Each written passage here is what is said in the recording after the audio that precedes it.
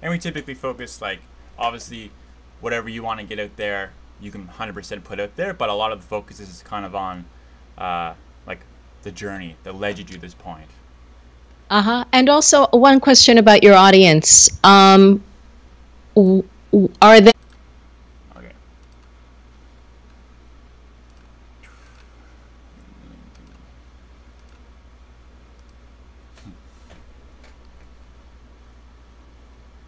Okay, here we go. Hey everybody, welcome to the show. It's Chris here, Big Red. Today we have a very, very special guest on the show, Linda. And your last name, Ugelow? It is. Boom, nailed it. Right on. I was worried about that one. I was rehearsing it in the shower this morning, making sure I wouldn't mess that up. So for those who don't know you, maybe a little introduction about who you are, what you're doing, what you're working on. Sure. So I am a coach for people who want to speak either in front of a group or online, on videos, webinars, to grow their business, to build their know, like, and trust factor, and who find being in the center of attention stressful or anxiety producing. And I help them get over that for good. And yeah, that's what I'm doing now. That's my work. So what began this journey for you? Like, where did it all stem from? I read something on your website. You were literally just like working in the garden. Is that what it was? Yes, indeed. I was I was a farmer, and I was growing specialty vegetables for local restaurants.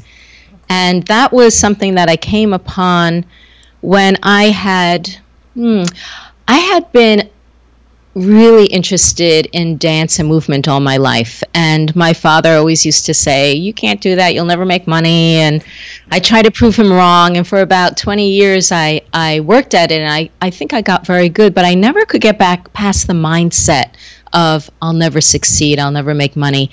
And at some point, I just said, you know what, I'm really struggling, and it's making it not fun. And I don't want to poison my love of dance and movement with this, not knowing what I'm doing and feeling bad about myself and feeling jealous of other people who are doing better than me. Right. So I quit. And in that space of time, I just did not know what the next step was, because that had always been my vision. Yeah. And there was nothing else that I had lots of interests. I've been in a performing group for 35 years, women's music from around the world. And at that point, we were actually performing quite a bit, maybe 35 concerts a year. So I did have that, but that wasn't a moneymaker. That was avocation. That was something we did for the fun of it. And I actually went to an astrologer, and the astrologer said, because of how things are in your chart, and I don't know much about astrology, but I liked what he said. He said, because of the way things are in your chart, it's not going to be obvious to you what you want to do. So my best suggestion is to just notice what you're interested in and follow that along and go down those avenues for a while and see how they grab you. And that's how I got into first gardening. I was really into creating, I bought a house, and I was into creating an edible landscape. And I got involved with an organization in the northeast of the U.S. called NOFA. It was the Organic Farming Association. And I really loved the community. I loved the people. I loved the politics, the mission. And I was really impressed that year after year, everybody got better. And so the workshops got better, and I felt like there were always a ton of things for me to learn. And at one point I said, I'd love to be an actual farmer. And sure enough, a friend of mine said, I'm thinking about turning some of my land into a CSA, which is community supported agriculture, where you grow for a limited number of families for the season. So I did that, and I loved the work. It was this huge puzzle, because having a garden and growing food throughout the season is a completely different thing. It's like, when you have a garden, you plant once and that's it. But when you're a farmer, it's like continuous, and you have to understand when something comes out, what goes in. Yeah. So I did that for about 6 years. I worked with this guy for a few years, and then I got my own farm, and I changed my business to grow instead of for people. like families growing for restaurants, because then I could choose what things I liked to grow and what I thought the restaurants would like. And that was a lot of fun, I have to say. But what happened was I was listening to an online business course because I felt like, well, here I am in business now, and I need to know how to do it better. And I understood how to create my niche. I understood how to create raving fans. I felt like I really had loyal customers in my restaurants. But one day, I can't remember exactly what I was listening to, but maybe about starting the right business. And it just like hit me over the head like, oh my God, I'm not doing the right thing. I love being called, I love saying, oh, I'm an organic farmer. It had a certain cachet about it. But I didn't feel like it was really utilizing my full potential or my original idea of having a big impact on people, because that's what dance was for me. It wasn't about performance. It was about because I was into expressive therapy and movement therapy, and the idea, but I didn't want to work clinically. I wanted to use dance as a way of us tuning into ourselves, as a mindful practice, as a way of learning how to be comfortable expressing ourselves and authentically relating to one another, and using it as a tool to manifest even. So, and then I thought, well, do I bring dance to the online space, or do I bring something else? I just knew I had to get into the online space because it felt like a hot place to be. Yeah. And I felt like it was this whole new world, and I loved the community, and I thought, I want to be a part of this. So I had no idea what I was going to do, but I knew I had lots of skills and tools from my background. So I just kind of looked around and lurked in on conversations. I didn't know how to, I really didn't know how to post on Facebook. I didn't know, what do you say, or what do you do here? I mean, everything was completely new, and I was kind of a Luddite. I was very late to getting my own, cellular phone. Everyone in my family had one except for me, and suddenly it was like I bought into the whole thing, and I had a steep learning curve. And what I discovered first was that people struggled, and this was something that I had spent a lot of time on letting go of, this sense of struggle. And I thought, well, maybe I'll help people with stress reduction and how to get like high on life, no matter what they're doing. And that was my first website, High on Life, Strategies for Everyday Bliss. And a friend of mine said, Linda, bliss is nice, but you've got all this performing experience, and why don't you capitalize on that? And I said, well, mostly what entrepreneurs need is speaking, and truthfully, I don't feel comfortable speaking. I feel comfortable moving or singing or expressing myself. But I thought, okay, let's dive into this. So I started to take video courses, and I thought, okay, I'll just test out the waters. And that's how I started to get into this whole idea of, like, maybe I could help people with presenting. But I have to say that the biggest switch for me was when I got into using Periscope, which was the first live streaming app. It was 2015, and I was not the first wave. I was like the second wave. And the people in the first wave said, okay, Periscope is an awesome place. You can really like build a great audience, but you have to get on every day. And I thought, okay, I'm going to do this, because I really thought it was cool to like get in on something early. And I remember my very first day, I went outside in my yard and I turned it on, and I was going to talk about how to deal with feeling disappointed in yourself, because I'm all about mindset. And my heart was just pounding out of my chest. I was like so breathless and terrified, really, but I did it. And because I'm a movement person, every day I would show up, but I would like meditate, I would do jumping jacks, I'd dance, I'd like try to reframe my mind in order to get over that hump of fear. But came day 75, and I realized I was still going on with a racing heart. And I thought, I'm showing up, I'm doing this, I'm getting over the hump every single day, but I hate the way this feels. Isn't there anything I can do about this? And I took a step back and I said, okay, Linda, look at your background, look at your experience. What tools do you have that you could like change the way you feel? And what was amazing is when I started to ask and be curious and investigate it, I realized I did have a lot of tools, and I totally transformed the way I experienced being on camera. And that's when I thought, whoa, this is amazing. I wonder if this will work for somebody else.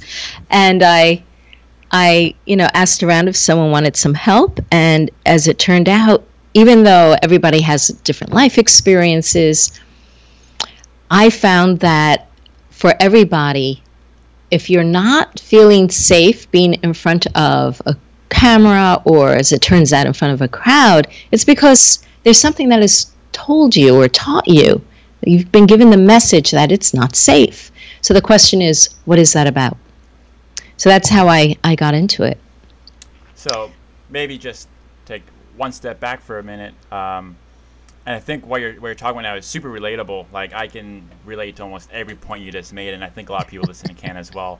But so you started out like dance was always something that you did growing up, right? Like that was like a big part of your life. Yeah. So I think a lot of people they started investing a lot of their early years into something, and like that's it. Like, you've already put 20, 30 years into this. Like, this has to be the thing. So maybe just talk about actually like accepting the fact that this might not be the way for you, and you have to bridge off into something else. Because I think that's something that in where we're at right now, like for me, I'm podcasting isn't exactly something I did growing up. I had to switch gears, and now I'm getting into this, and it's like a tough thing to let go of what you thought was your path. So maybe just talk to that a little bit. I think it was Elizabeth Gilbert in the book Big Magic who said, you can have something that you love to do, and you don't have to demand that it feeds you. And that was something that I think my father probably said to me in other words, but I couldn't hear it from him. But hearing it from Elizabeth Gilbert, I thought, you know what? Maybe that's true. But the interesting thing is that I am still dancing. I'm actually still teaching dancing, but I'm not trying to monetize it, at least not at this moment. I do it for myself and for whoever feels drawn to do it with me. And the other piece is that the things that I wanted to achieve by teaching dance, I'm actually doing now. So I, in fact, have not stopped doing what I love to do. I'm just doing it in a different format. I think that's key right there. Because I kind of feel the same way.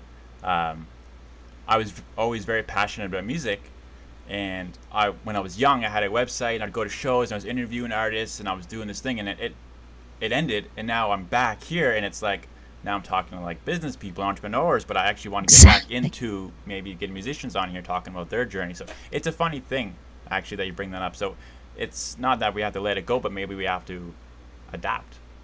Yes, and actually like think outside the box. Like, how else can I bring what I know from what I love to do and bring it that in a way that can scale and that really still maintains the essence of what I loved about it and what really filled me up. But it's a journey. Yeah, it's cool. Yeah, and one of the things I do is I have a TV show, and I always wanted to be on TV. It was funny, like, oh, I can have my own show. This is great. And I do it locally, but we also turn it into a podcast. But I originally wanted to create it as a vehicle for giving women entrepreneurs a place to have experience and have TV experience and get some exposure. But I also, being a musician and an artist myself, I feel just like you.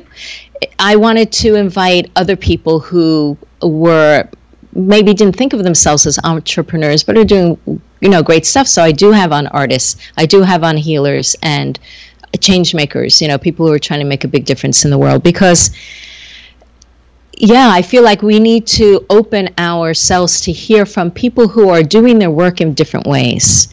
And just like you say, you love music, and people who are doing music are doing important work. Oh, big time. It's not just, the entrepreneur, business we have to widen our scope of what we think that all is. 100%. And I'm always really curious to hear about people's like journey to get there. Because Yes. just like that, like the business guy who like he's very passionate about entrepreneurship, regardless of what he's doing, like there's a grind involved there, but which is similar to a musician as well. And just hearing how they tell a story, I find really interesting. But something else I find also interesting is people's motivation. So like, what is your motivation right now, and has that changed over the years? Well, absolutely. Like what you say, the path to entrepreneurship. So as I said, I thought I didn't know anything about money or running a business. And it took me a lot of my life to feel like I was willing to let go of that image of myself. And it actually happened with my husband, because he was an entrepreneur, and he started from zero, and 23 years ago, and I watched him develop a ticketing software in Europe. Actually, he's Hungarian, and I saw him, start with selling one ticket and create, start with one employee, and now they have 100 employees. But along the way, they would have these big disasters, and I would think, oh no, this is the end of the world, and he survived it. And he might have lost a customer, but then there were 5 more customers, and witnessing him gave me an image of what it's like. And I think it's really important to surround yourself to some degree with people who are in the ring, who are doing it, who are taking risks, that are making mistakes, that are finding their way. And more than one person if you can, because then you see you can have your way of doing it. You don't have to do it any one particular person's way. You can filter it through what feels right for you and for your personality, and what you feel drawn to, what resonates, and find your own path with it. And that's what's so exciting about being an entrepreneur, is you are the decision maker. You get to make all the decisions. You get to decide. And I think that's really exciting. So I veered from your question. Lay it on me again. It was good. Okay, good. Your motivation, like from the beginning to the middle to end, like how has that changed? Has it always been the same? Like where are you staying with that? Well, I think at the beginning I wanted to prove my dad wrong. That was like, I didn't have an image. I had no business sense. I had no. My father was a businessman, and when I'd ask him about his business, he'd say, "Oh, you wouldn't be interested." So I had this guy who was kind of making demands on me. Like every week he'd say, "How much money did you make?" But on the other hand, he wouldn't give me any guidance. And what would have been lovely is if he said, "Okay, I don't think that dance is the way to go, but if you're going to do it, let's see how to make it work. And here's what I suggest." Or here's somebody who can help you. But I had no idea there was a business coach at that time. It wasn't until, in the past 7 years that it even occurred to me that there might be. So my motivation when I went into the farming business was, I'm going to run a business. I'm going to learn how to do this because other people do it. It can't be rocket science. I'll learn it too. And that was fantastic. And, to be able to be outside, and I love growing things. I love the magic of the seed sprouting and caring for it and eating. I'm a real foodie, so I love the eating part. That's why the restaurant business I really enjoyed, because it was upscale restaurants, and they would say, "Oh, you want to see what we did with that fresh mint that you gave us?" Or, "These are what we did with the arugula flowers." And and so I would go home and I'd try their recipes that they showed me, and it was fun. But then now I feel like it's still the same kind of thing. It's like, how can I expand my sense of businessship to feel like I am in a place of mastery, I guess. So that's kind of like a motivation still. Yeah. So it's not the same as, okay, how am I going to do this? Now I feel like I know my path, I know my journey, but it's more like, how can I get to this place of kind of like playing, like this, I can juggle things, and I can I can be gracefully move between projects and feel like I'm in a place of flow. And I guess that's my motivation, is to be in a place of flow and feel like I know, yeah, like I really get the pieces of how this all works. So you bring up mindset, which I find hugely important, because I honestly just feel like the quality of your life is directly related to the quality of your mindset. So do you feel like you're proving yourself to yourself? Because I feel like there's a lot of people that are proving themselves to other people rather than proving themselves to themselves. Yeah, that is such a key. And when it comes to having confidence, public speaking, that is so key. And it's, I put part of the blame on our school system, because when you're in school, you are performing for a grade, you're performing for a teacher, and the accent is on completing all these hoops, or going through all these hoops for someone else's rules. And so we're being trained to seek external validation for what we did. You know, did I get the grade? Was I good enough? Does the teacher like me? And I think this is more of an issue for women than men. You know, it's shown that women often do better in school because they're good at pleasing others. And when you're out in the world, and especially as an entrepreneur, that really what would be better is for us to learn how to take risks, to make mistakes, to fail. But it's not, we can't bear to do that in school. Yeah. Because the shame, the ridicule, it's not set up that way. The reward is to never fail, to always know the right answer. And that's not what works for us as an entrepreneur. You have to be willing to, yes, you do want to know what your customer wants, but you have to be tuned into the relationship between you and your audience, and not really care about the people who aren't your audience. So, for instance, like if I started asking questions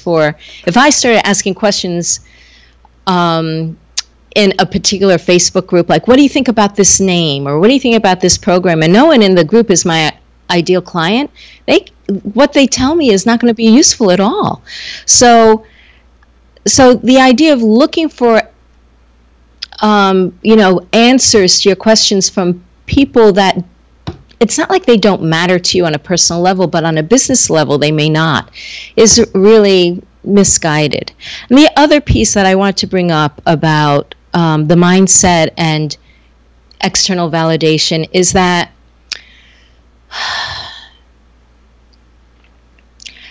everybody craves to be validated. Yeah. We all do. We all want to feel seen. We want to feel heard. We want to be recognized. But there's nobody outside ourselves who can give that to us 100% of the time. They may want to, our parents, our kids, our friends, or our teachers, but they can't, because we're all concerned with ourselves, number one. Just like on the plane, they say, you put your mask, your oxygen, over your own face first. Yeah. Because you can't help someone else before you help yourself. Well, I don't know. Maybe there are times that you are kind of altruistically, putting yourself in danger. But in terms of giving yourself what you need, you are there for yourself 100% of the time. So it is absolutely crucial for you to learn how to be your own best friend, your own best supporter, and to clear away any negative habits of inner dialogue that you have, of inner criticism. If you wouldn't say something to somebody else, don't say it to yourself. Because if the things, we all get into this habit, and I don't know why it's not addressed more, mainstream, but it's happening. It's starting to happen. But we will put up with thoughts in our own heads that if someone else were saying them to us, we wouldn't stick around that person. Yeah. Like if you're saying to yourself, oh, you're so stupid, why'd you do that? Or that was awkward, or what a loser, you're never going to get this. If someone was saying that to us, we'd give them, we would get rid of them. So, exactly, but we tolerate it in ourselves.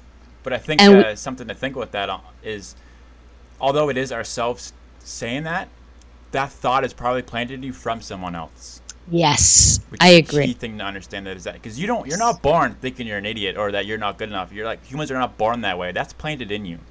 That's right. And it's also planted, and it's a coping mechanism because, you know, what it does is that we somehow in ourselves think that if we say it to ourselves first, then it'll prevent other people from saying it to us. So it's a way that we think, you know, we adopted these pretty young. Yeah.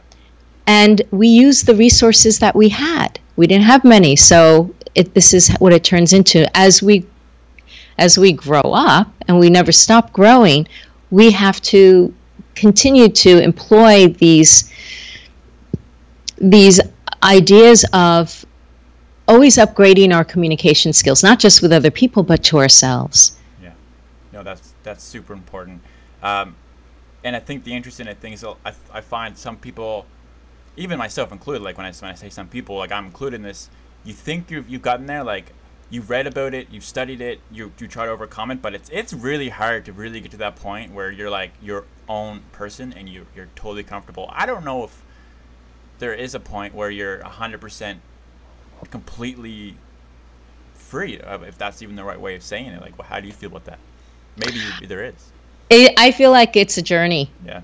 It's a journey, but you know, I'm older than you, and I can say that I know a lot of people like myself at a certain point say, wow, I feel so much more comfortable in my skin now. Right. You know, it's like, who the heck cares? Yeah.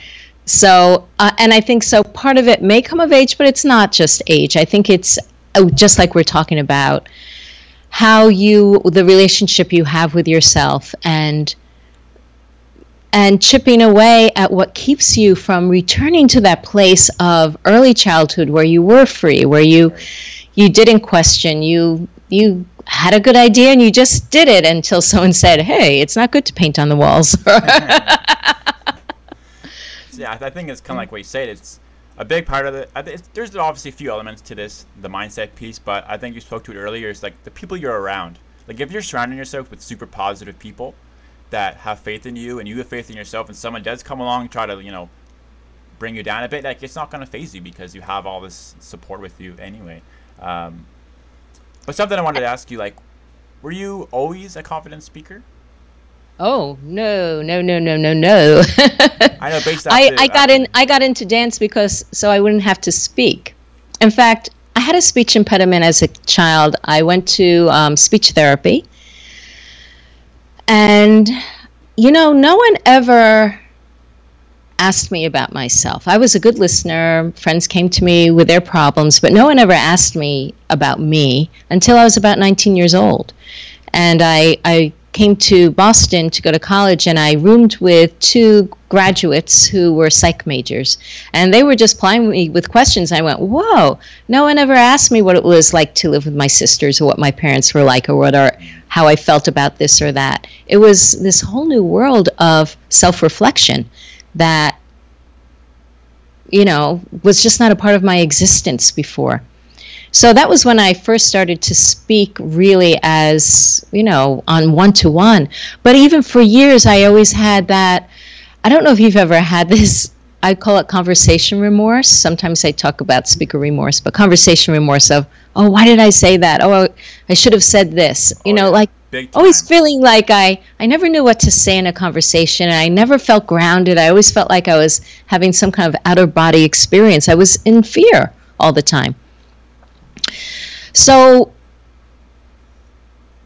that was, I don't know, that lasted a pretty long time. In grad school, when I was studying expressive therapies and dance movement therapy, I was given the opportunity to speak in front of a room full of professors. And because I never spoke before in that way, I didn't know how to prepare, and I didn't. And when they filled up the room, my mouth turned to cotton, and nothing came out of my mouth. I opened up my mouth. I was thinking, oh shit. But when I opened my mouth, not a sound came out. And I was so embarrassed and so humiliated. And I didn't know what to do because there was not a shred of saliva there. And I realized you cannot speak without saliva in our mouths. I had no idea. That's why it's good to have water around. And so finally someone gave me a glass of water because I was like a fish, opening and closing my mouth. I don't know what I looked like. And I have no idea. I had no idea what I said. It was like, okay, I got through it. I slunk off. I think I probably got into bed for 3 days. And thought, okay, I'm never going to do that again. And then about 10 years later, I was in a different place. I had a young child. We were homeschooling.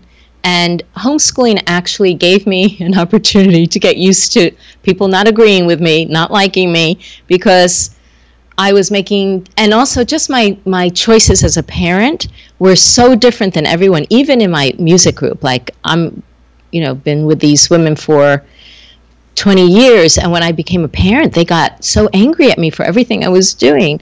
And I had to really stand my ground.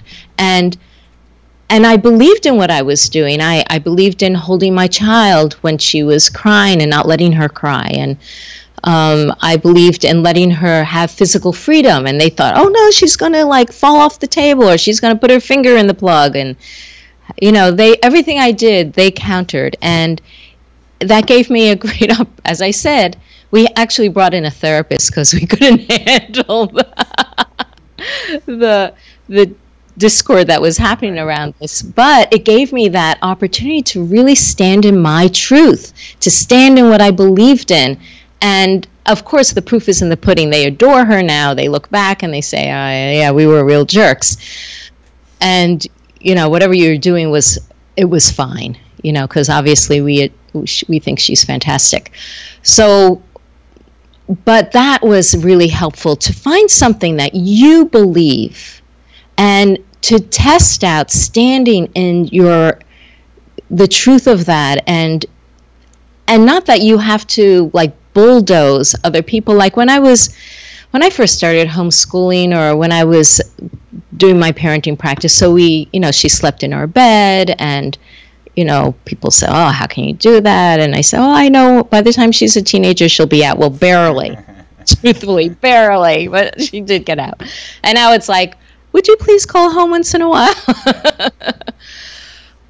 But I lost my train of thought there. So having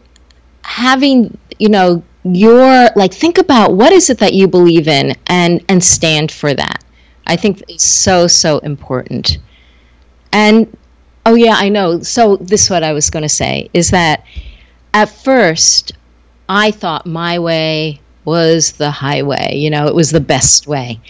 But after a while, I decided I didn't need to hold on to that. That was just ego. Like there is beauty in diversity and diversity of beauty.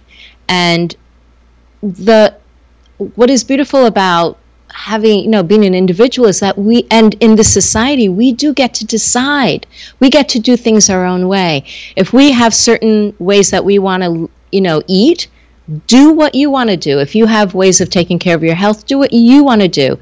So that we don't have to impose ourselves on other people in order to stand in our own truth. And that was a big lesson for me. That was huge for me to know that if I want people to allow me to have my path, I have to give them the same courtesy of allowing them to have their own path, their own beliefs. So gaining your confidence in speaking really came from, it was like a process for you. Absolutely. And then, as I said, this experience on Periscope was huge, because what I discovered then was that what I was afraid of actually had nothing to do with what was in the present moment. I had no reason to fear that talking to somebody, through my phone was going to physically harm me or emotionally harm me. What was going on was that I was being triggered, and it was about what happened in the past to me that was being activated, and just being the center of attention was bringing that up. So for instance, one of the things I remembered when I thought, okay, what is this fear about? Why am I afraid? What does it feel like? And I was thinking, it feels like I'm being attacked. I'm going to get attacked. I'm just afraid that someone's going to hit me. And I flash back to my sisters calling me stupid and hitting me because they were jealous or angry when my mom would say things to them like, why can't you be more like Linda and clean your room?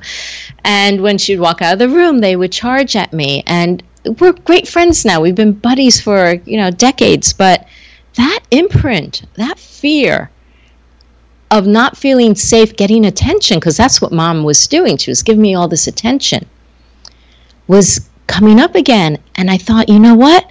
Even though I'm on great terms with my sisters, I am still afraid that if I get too much attention, even on Periscope, or if I get too much attention in my life, if I succeed, they're not going to love me. I realized didn't feel safe for me to outshine other people, that I needed to dim my light in order to help other people feel like they were okay. I had to overcome the times in my life that I was told that I was not good enough. So I realized that all these experiences that we have growing up, negative and positive, and I'll talk about the positive in a minute, can impact our feelings of our ability or capacity to feel confident and at ease, being ourselves, expressing ourselves, talking to other people, talking in front of a large group of people, or talking to one. So you have to honor that, honor the fear, honor the discomfort, and start being curious about it. Start investigating. What does this mean for me? What's going on? And once you feel like you have some possibilities, then do some practices. Make up some practices to release it. You can make a ritual up. You can light a candle and blow it out. You can imagine cutting cords. You can burn a piece of paper. You can journal. With my work with people, I do a number of things because I like to try to get a sense of where someone's coming from and what would be meaningful to them. But you can absolutely do it for yourself. I did it for myself. That's really important. I mentioned impacting positive experiences. What I mean by that, and we alluded to that earlier, that if you are somebody who was rewarded all the time for being perfect, for being at the top, for being the best in the class, the teacher's pet, then it's very likely that your whole sense of identity is hooked on that. And I've had clients who are actually seasoned speakers, but they go into it with dread all the time. And it wasn't like they weren't nurtured. They were nurtured. It wasn't like they were bullied. They weren't. But they were always the best. And this fear of making a mistake and suddenly losing that validation inside and out just crushed them. Wow. That's like so next level. Like actually just listening to that for me is like I'm learning about myself just talking to you. So it's actually like, wow. But so kind of coming off that, for people 25 to 35, what's some like just good life advice if they're trying to seek that true confidence? It sounds like you needed self-awareness. Self-awareness is key, and I'd say number one is clean up your inner dialogue. That's number one, because it doesn't matter what anyone else says. If you were saying mean things to yourself, you're going to feel put down, and if you don't feel safe inside yourself, you're not going to feel safe in front of other people. That means putting yourself out, pitching your ideas, persuading others. Stepping out, you're just not going to, because you are inside sabotaging yourself. So that's number one. Number two is I love visualization. I love, like, if you're going into something that feels a little scary, take some time to visualize how you would love to feel and visualize what the outcome is going to look like. Like, I used to do this with meetings all the time, like in my music group, actually. I would say, okay, we're going to be talking about how I treat my daughter. Okay, how do I want to feel? because I was scared going to the meeting. And I thought, okay, I'm going to imagine feeling relaxed. I'm going to imagine us smiling at each other, that there's no one going to be shouting at me, that afterwards we give each other a hug, things like that. So whatever you're doing, if you're going for an interview or you're writing a blog post and you're pressing publish or whatever, visualize for yourself how you want to feel. I think it's a very powerful tool that, the Olympians use, a lot of performers use. I think every person can use that.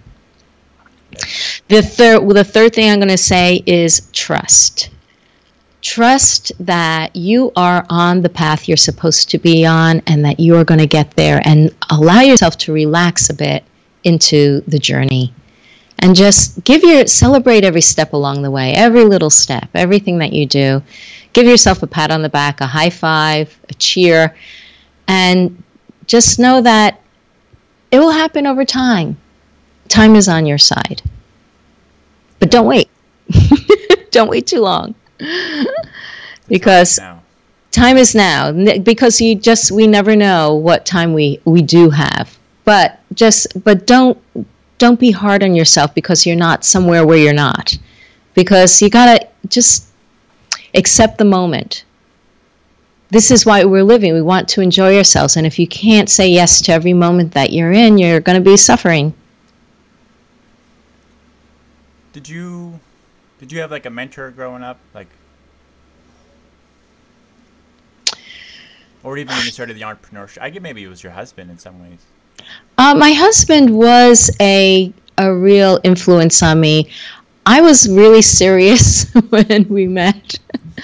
And he was this happy-go-lucky guy. And he thought, this is a game. And I went, what? He said, it's a game. I said, what do you mean it's a game?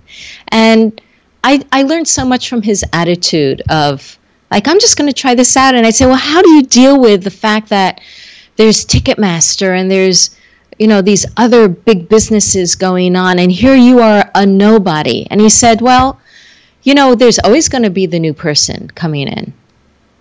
And some of them are going to make it. Why not me?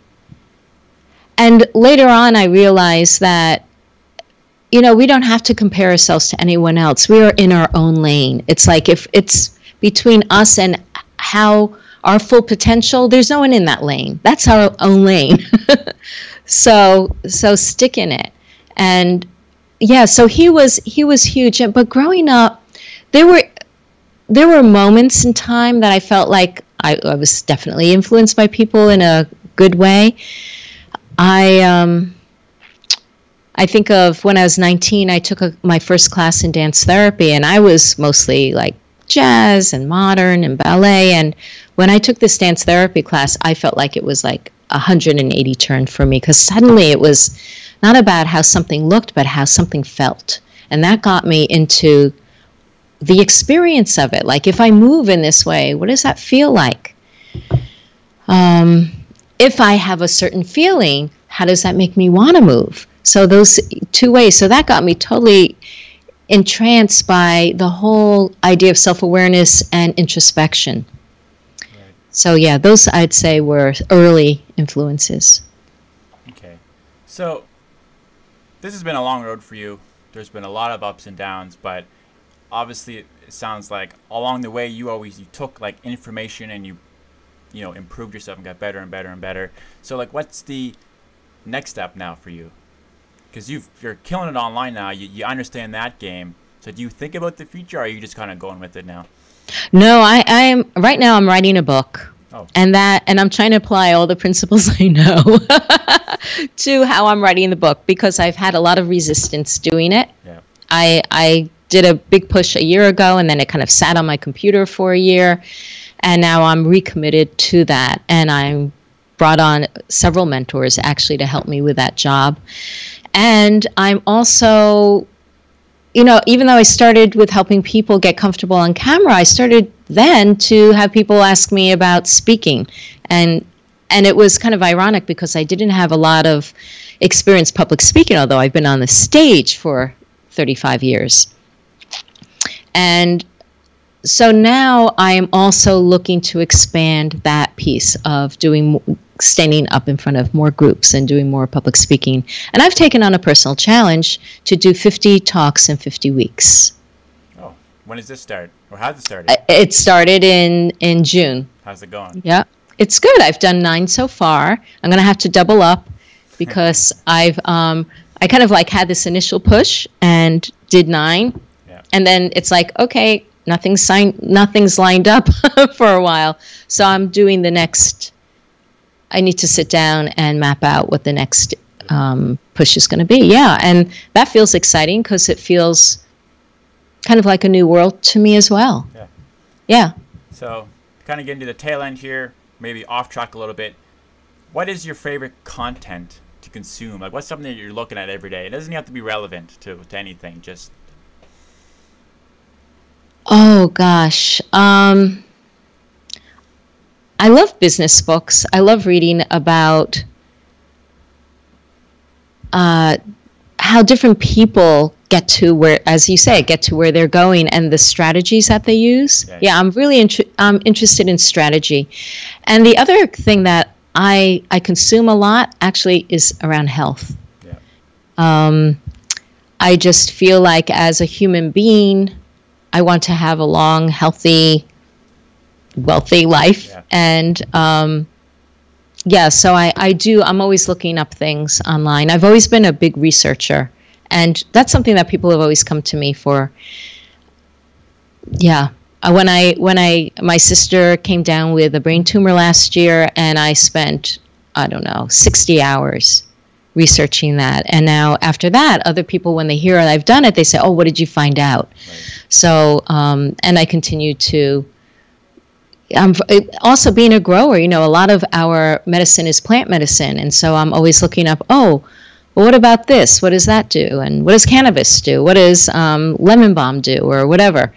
Because you can search natural remedies for something, but you just get regurgitated what someone put out there, and you don't necessarily get other things that may be super effective but aren't being broadcast. So anyway, that's one of the things that's another thing I consume personally.